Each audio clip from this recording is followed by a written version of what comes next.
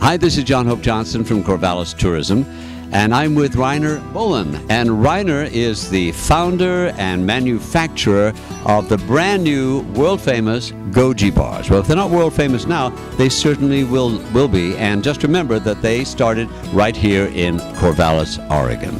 Welcome, Reiner. Thank you. And Reiner, Goji Bars, it's kind of an odd name. Tell us about how it's all started. Well, it comes from Goji berries, which are a Himalayan berry, small red berry, very high in antioxidants. And we first found out about them a couple years back when we had the Solstice Cafe. And this sort of elderly hippie came in with long salt and pepper hair down his back, and he had a bag of these fruits and said, "Hey man, want to buy some Goji berries?" I'd never heard of them, so I chatted with them for a little while. I found out that they had something like 35,000 units of life energy and all sorts of other claims, and thought, well, you know, what the heck, it's a fruit, we'll try it. So would Goji berries be considered like superfruit, super berry? A lot of folks do consider it to be a superfood, sort of like acai and mangosteen and some of the other new fruits that are coming out onto the market. And was the hippie fresh from the Himalayas? He looked like it, but no, I think he was from McMinnville. But he was a nice guy, and I thought we'll try these berries out. We tried them in one of our baked goods, a Goji berry bran muffin, and it soon became our #1 best-selling item. And I thought, this is a bran muffin. I thought cream scones might sell better than bran muffins. Now, in a bran muffin state, nobody walks around afterwards going, "Hey man, that's a great muffin." They said it was a great muffin. If they were in a different state, then they were that way before the muffin. But well, with everything else that you pack with it, well, first of all, describe what you do pack in the Goji Bar, because it's very nutritious and it's very delicious. I've had 10. Well, my wife and I were trying to come up with a snack that our then 7-year-old son would like, and we were trying to sneak some nutrition into him. And so we wanted to get antioxidants and omega-3 fatty acids, good fiber and protein content, and we wanted to have ingredients that he could pronounce. And so we use all natural ingredients. They're minimally processed, and they're, as you say, really delicious. We use organic agave syrup, organic flaxseed meal, cashews, organic peanut butter, Calibo dark chocolate, and they all come together in a really wonderful way that Quinn really liked. And we figured if we can get a picky 7-year-old boy to eat healthy food, we should probably try selling this somewhere else. Now, Reiner, these are made right here in Corvallis, but the fame has spread to some pretty important people around the place. Could you give a little background on that? Sure. Well, a couple years ago, our bars made it to the Academy Award gift bags in 2007, and we were really excited about that. But even more exciting recently, we found out that Barack Obama likes our bars. There was a fellow who ordered online, and on his repeat order, he said, "Hey, would you like to hear how I found out about your bars?" And I said, "I'd love to."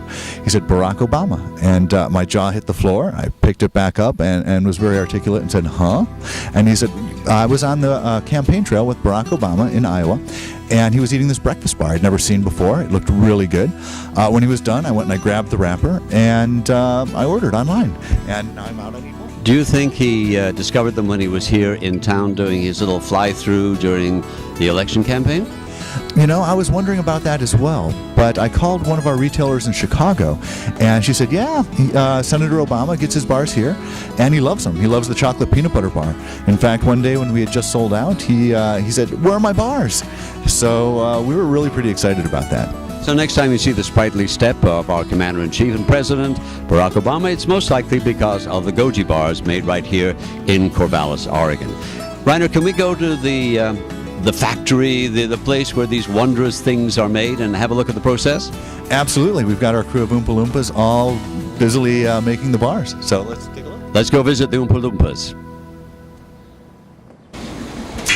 So all of our bars are made very much by hand. We're a very low-tech kind of an operation.